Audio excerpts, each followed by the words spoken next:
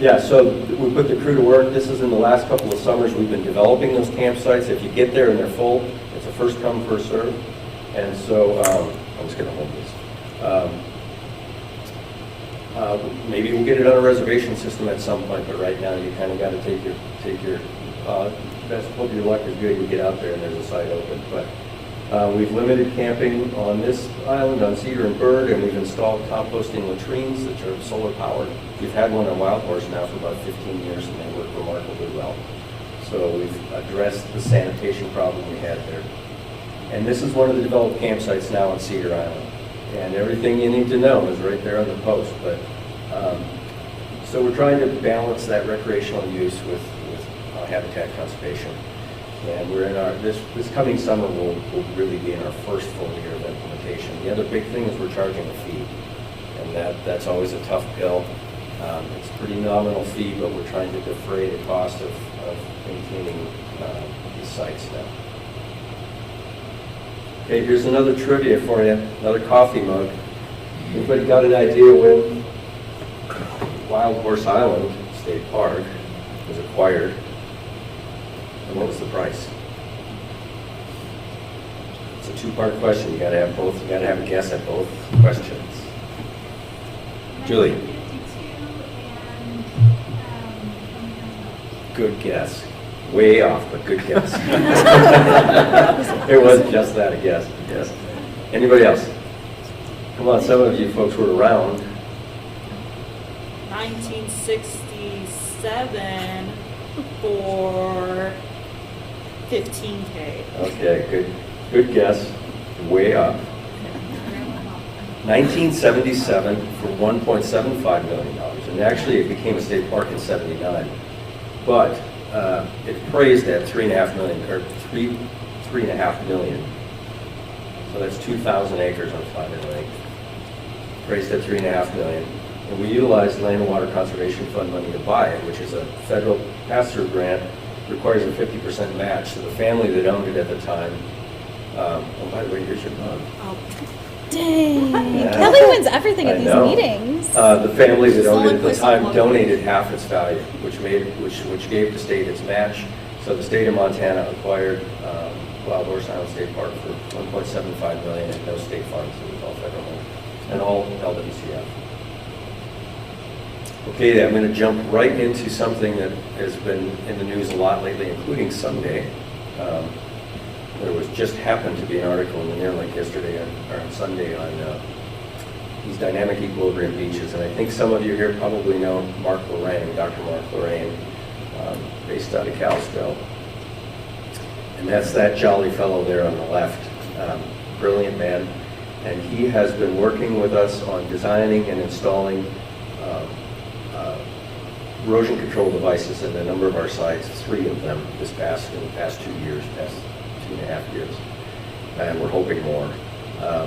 And so it's not a secret that Flathead Lake has experienced incredible erosion. That is what is now Summers Beach State Park before the acquisition there on the right-hand side. And that was really very, very common along the North Shore, still is in a few places. And so much so, in fact, that it's estimated that more than a mile of shoreline on that lake has disappeared since 1938, flowed down to the Columbia. And so immediately upon acquisition, we worked with Mark to design and install a dynamic beach there. And the rationale behind these things is that they are a much more ecologically sound way of controlling erosion than the traditional methods of using riprap or seawalls, or one of my favorite Flathead local techniques, the Detroit riprap, which you see quite a bit of on the Flathead River. And the trouble with those traditional forms of erosion control is that they simply deflect energy, they don't absorb energy, and so we send the problem elsewhere. And there is a really good illustration of that. I think I have a laser. So this is an aerial photo of Summers Beach State Park. Summers is the park is that big undeveloped area there. And the smaller red arrow points at a linear line of riprap which was installed there in the 90s to protect that piece of shoreline. And the larger red arrow indicates where that wave energy has gone and what the result was over the ensuing decades. And so that's what happens with traditional riprap if there's enough wave energy.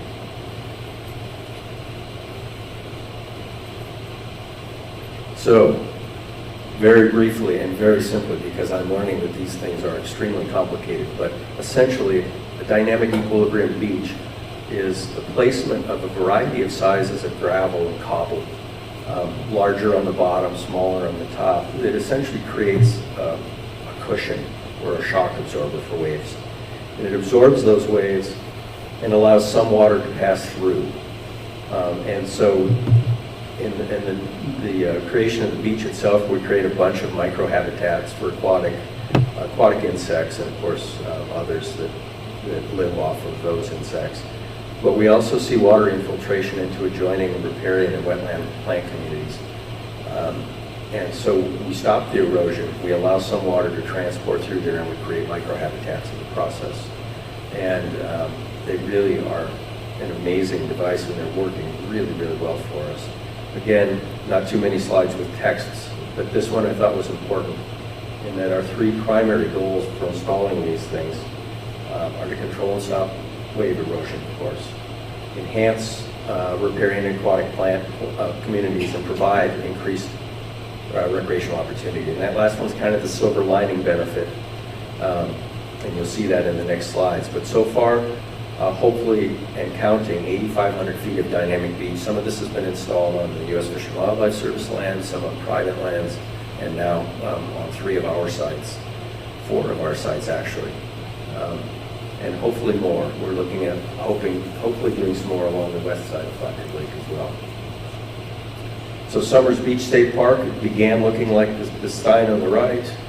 This was a 2-phase project that required over 5,900 cubic yards of material to be placed in these 2 locations. And the first one, the Marsh Beach, was intended specifically to enhance and preserve that wetland that you see. That's the dark green there north of the Marsh Beach. And then the second one is a smaller area right on the edge of the town site of Summers that was also eroding severely, and we're calling that, for lack of a better term, the swing beach. But that's the completed Marsh Beach in place and functioning very well. And then the second one is here. And if you are looking for a good place to swim, that's a great place to go swim. Okay, one more trivia and one more mug, and I'm going to knock feedback this time. But this one. Okay. Very recent. It's our 3rd newest state park is Summers Beach. And when did we buy it? What did it cost? Who said that? Rhonda. Okay. It was what? It was not donated. No. I wish it was. But so 2020 and donated. Anybody else? 2021. 2021. And it was $2 million. 2021, $2 million. One more. Okay.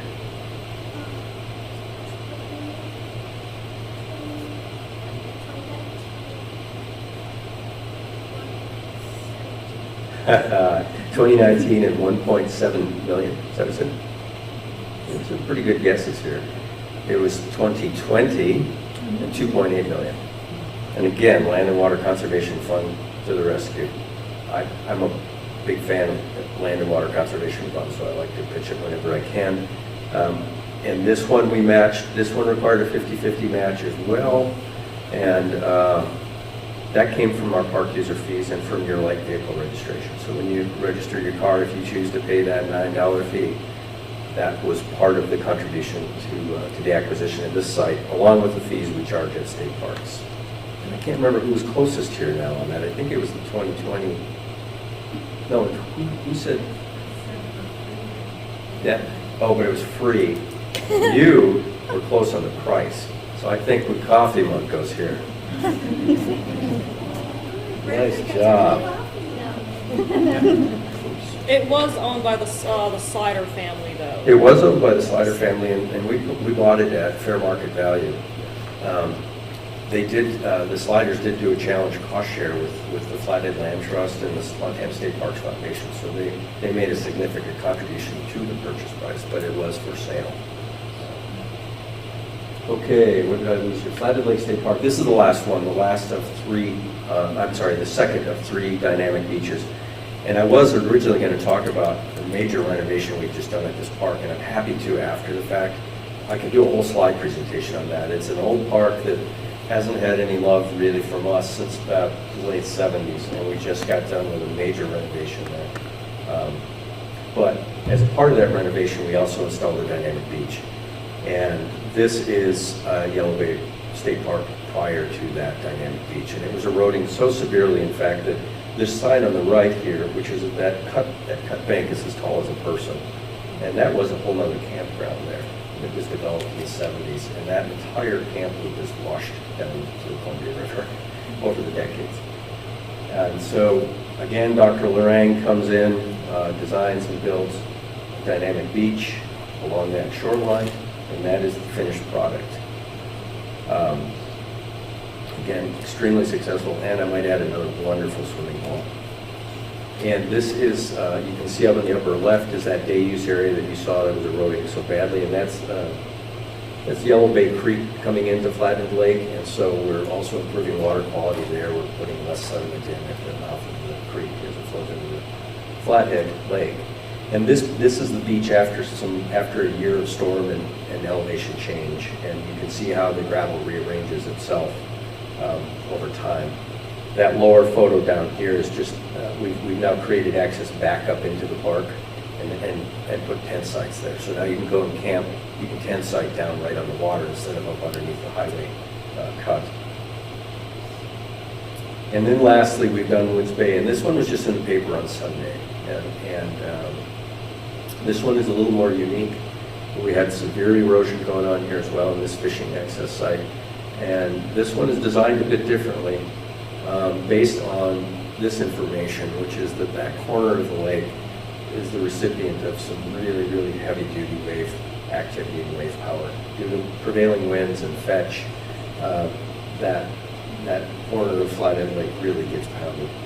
And the photo there on the left is the newly constructed dynamic beach, and that's that big wind event that we all saw back in December that took down so many trees around the valley. It was really taking a pounding, and you can see the crest that has formed, which is at the peak of the storm, and this thing has performed beautifully. It really withstood that storm and subsequent storms since. Does that relax as well? It does not. Once the waves push that up like that, It'll stay there until some other force, time, gravity, people knock it back down. If any of you have ever been on some of the Great Lake shorelines, sometimes you see those kind of naturally forming. It reminds me of that a lot when I walk out there, particularly on this particular one. Are these dynamic beaches performing? I'm just brushing over the complexity of them right now. I was really impressed to learn how much modeling goes into the development of one of these beaches. And Lorang is working off of decades of data on Flathead Lake and analyzing wave action, all kinds of hydraulic forces, elevation changes that we see, the seiche, which is if you take your coffee cup and tip it back and forth and the coffee does this in your coffee cup, that's seiche. Lakes do that too on a gigantic scale. And so he places the gravel not necessarily where he wants it to be, but where he thinks it will go, following all of those forces. And then he ground truths and monitors those with drone flights. This is just one example of drone flights that we're receiving from him quarterly that are monitoring the performance of these structures. And so far they are performing remarkably well. So are they meeting the criteria? Are they control wave erosion? Absolutely. That's Woods Bay there on the left pre-installation. And those two photos on the right are after. And you can see that we were already losing, even with some riprap that had been placed, it was not holding any longer. So we're seeing wave or erosion control in all 3 sites. We are indeed seeing enhanced growth of riparian and aquatic plants, and this is particularly true at Summers Beach. And this is important for you bird lovers due to its proximity to the Flathead Lake waterfowl production area and the value of this property itself. And what we're seeing is really almost the formation of what you would call tidal pools if we were on the coast. And those little pools are full of life, full of aquatic life and insect life. And those plant communities, the bulrushes and reed canary grass and other plants are starting to reform. They started within weeks of getting this thing done, actually. You could see regrowth occurring. And I share this because just serendipitously, I got an email from Mark this morning saying I couldn't stand it. I had to go down to Summers Beach and take a look at how these things were holding up since we're staying at full pool for so long. We're still only 2 feet down from full pool, from full elevation. And his assessment is, wow, look at all the shrubs coming in there. Most of those were disappearing. And so the response has been really powerful. And yes, we're providing increased recreational opportunity. And that's the silver lining. The primary purpose for these things is for habitat conservation. But it gives you a place to go hang out too. And so if you'd have been sitting here pre-beach, you'd have been sitting up in those cattails behind those folks. So, and being eaten alive by mosquitoes. You're still getting eaten alive by mosquitoes there, but it's not quite as bad. And then Summers, or Yellow Bay is really something too. We basically had about from here to that wall of beach prior to that installation, and now there's many times that.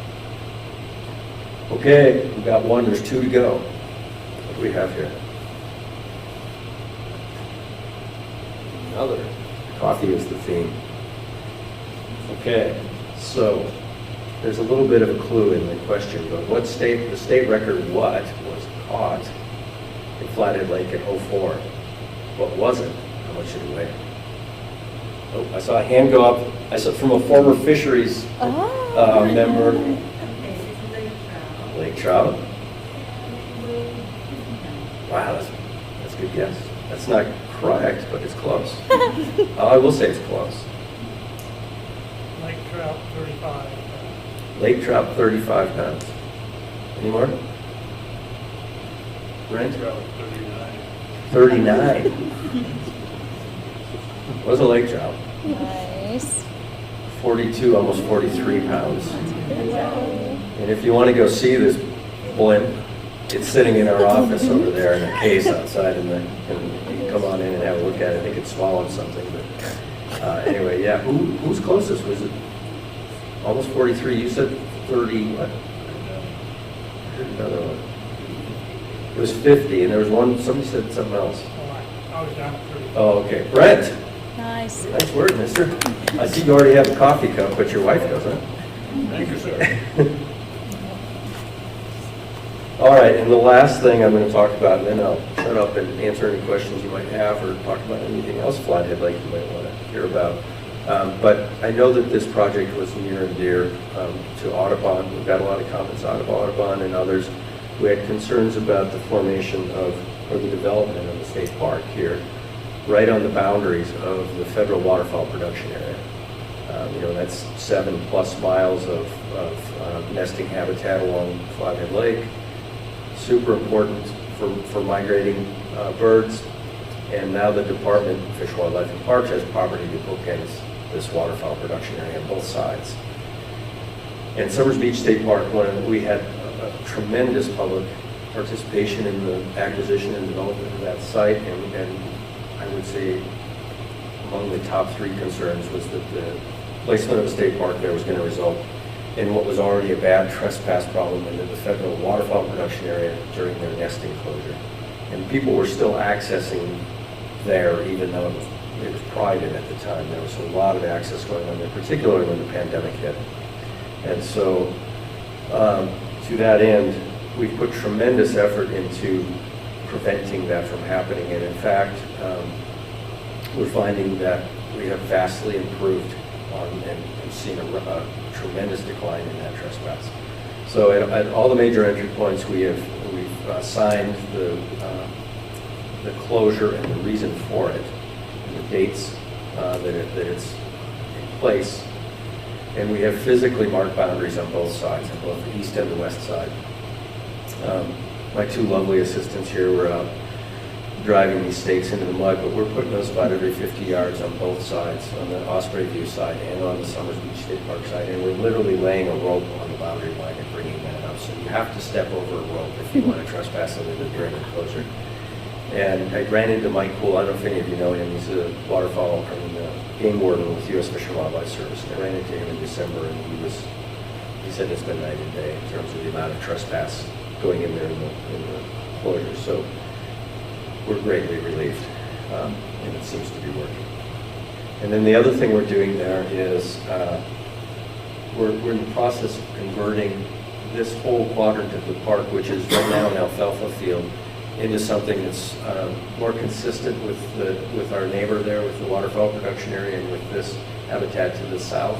And so we'll be, over the next period of probably 3 to 5 years, we'll be transforming that from an alfalfa field into an uplands habitat that has, a native component of grasses and forbs, woody stuff, and trees.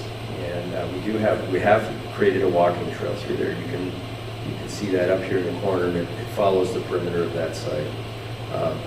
But other than that, we'll create depressions and humps. We'll give it some topography, and hopefully it'll start to blend more with the adjoining property.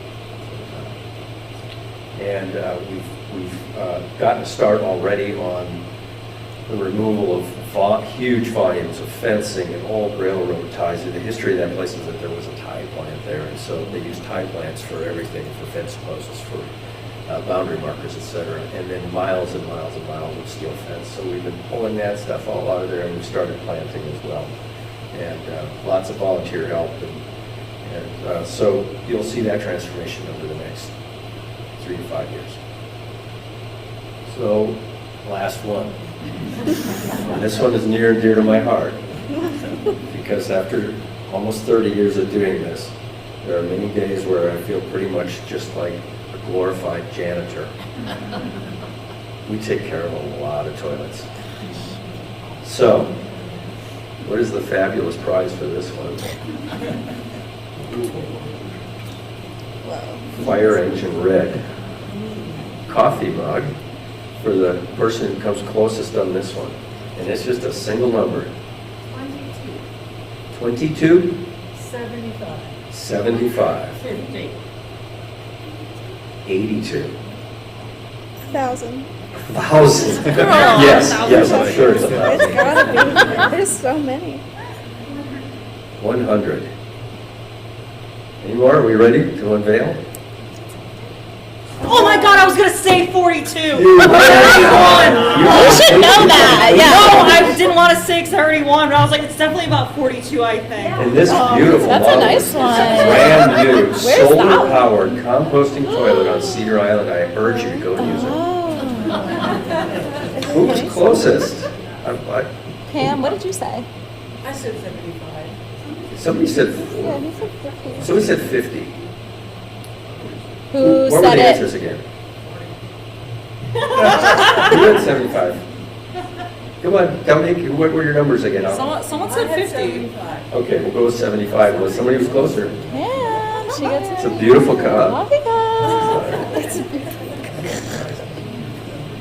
Okay, that's it. Thank you for sitting through a slide presentation this late at night. I didn't see anybody fall asleep yet, so I'll call that a success.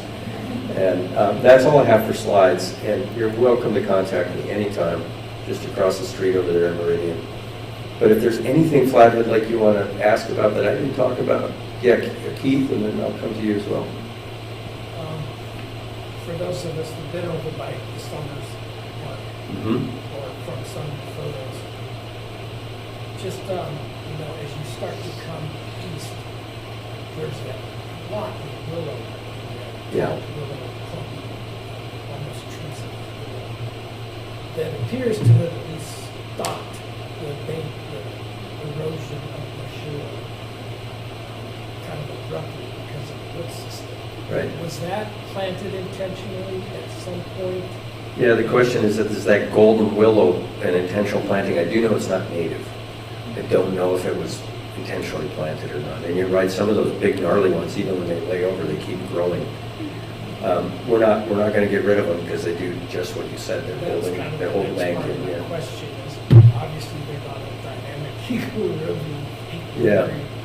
beach like we talked about here, but I was just wondering, it seems like that is better than nothing. It is better, and in fact, a lot of the material that's placed was also large logs and woody debris. So they also planted giant root wads and logs and such as well, in addition to the gravel. And then the hope is that we don't lose any more of that vegetation along there. And so the golden willows really do perform well, even though I don't know where they come from. They're not native to the Flathead. But, yeah. So, on those dynamic beaches, how often do you have to go back in and lay down more rock? Good question. Do we have to go back in and lay down more rock? And the answer to that is that eventually we may need to go in and lay down more or rearrange it. And so Lorraine will monitor that for us. But it's estimated it will be several years before we have to do any additional or subsequent work to rearrange rock or to add more. Yep. Sorry, over here. Is there a time where they did like Christmas tree bundles? The Christmas tree bundles, I wish I had, Joel Totes used to work for fisheries, he would talk to that. There have been some of those, that was more intended for fish habitat, and you would see people, they don't do it here anymore, they still do it in other states, where they submerge those to get fish to congregate around them. Yeah. I was just curious on the map that had the Osprey View FCA, what does it mean? Osprey View FCA is a fisheries conservation area, and that was acquired by the fisheries program. In fact, Joel worked in that program, Joel Totes, and uses Bonneville Power Administration money, and it is aimed purely at water quality. So the intent is to just keep the wetland community sound for water quality purposes. And is that a closure during that same time period? There is not a closure on that now. Because Yeah. I see a lot of people. We've gone back and forth on that, and there's such a demand to get to the water that the decision was made to leave one place open over there, but then to actively mark and monitor that boundary, which we're doing, so that we don't get any trespass during the closure. Sorry, a couple questions back there, yeah.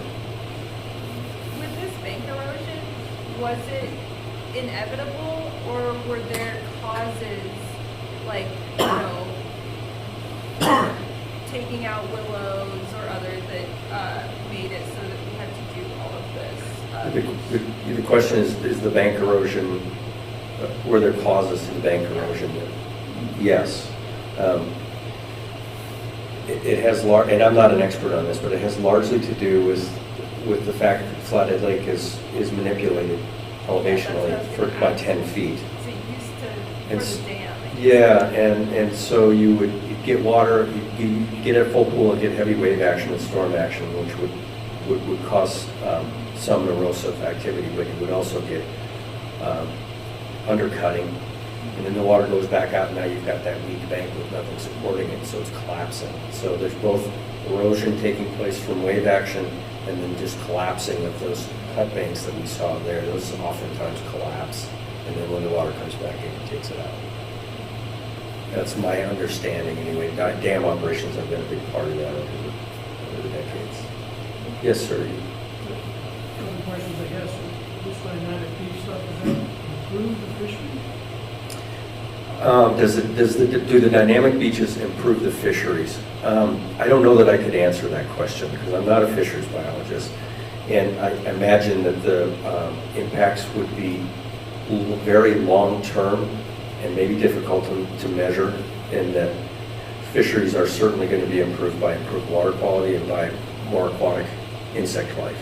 And so we do know that they provide those two things. But I'm not sure I could tell you that I can quantitatively say that it improves fisheries, but that's certainly our hope, is that it won't hurt them, and that in some small way it will help them.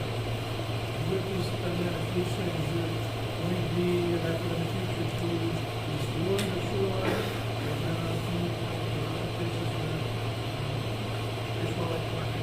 Yeah, so yes, the short answer to that is yes. Would we improve more shoreline? in areas that have been eroded, yeah, our next big one is West Shore. If we can find a way to fund that, West Shore State Park, I don't know if you've been there, and there's actually some riprap there that we'd like to remove and replace with a dynamic beach. Big Arm needs some help, Big Arm State Park, and Wayfarers as well. So yeah, we'd like to do more of this. They're not cheap, and we're not rich, so it takes a while to get them done, but we're gonna keep trying. Dave, is it true that you bought out all the gravel at the Woods Bay gravel pit? I didn't buy any of the gravel. We talked to Lorraine, but yeah, the truth is yes, because he is really intentional about where he gets the gravel from, and he wants it to be from the area that he's doing the project. So he can't use just any old gravel. Yes. There by the Osprey area of Big Fork, Uh-huh. and then immediately west of that, there's the little road that you can go over, there's the little market area. Yep. About halfway out there, there's a road through wetland. And I remember reading about one of the earliest designs, I think it was kind of a pilot project. Was that where it was? Yeah. Because that road appears to have been built to get out there, and part of that beach, you can see has been worked. That's a great, you're absolutely right, Keith. That little section down there was one of the first pieces that was treated with this technique. And then Bob Keenan's property was shortly thereafter, and he had property down that way as well. I remember Senator Keenan. And so, yes, that area down there was the early, and it's still holding up. And you can't really, unless you're looking for it, you don't even know that it was placed, That's loose. part of why I asked. Yeah. Because kind of doesn't, and the way the driftwood Yeah, has secured itself into Which is a some great of that thing. gravel, Yeah. It's pretty dynamite. yeah. Yeah, I mean, that's proof in the pudding right there that those things hold up and that they work, and that they hold and that they cease the erosion. What's your favorite bird of Flathead Lake? What is And my it's not favorite doesn't have bird to on be Flathead like Lake? on the lake or just And there are a lot of birds that I like on Flathead Lake, so what's my favorite? Well, I'm going to say, what am I going to say? I guess I'm going to say tundra swan. Oh, okay. I love it when those tundra swans raft up there on that north end and you can hear them. And then they take off and they look like B-52s coming in over you, only they're white. Yeah, B swans. Yeah. Well, thank you. Thanks very much. Appreciate your attention.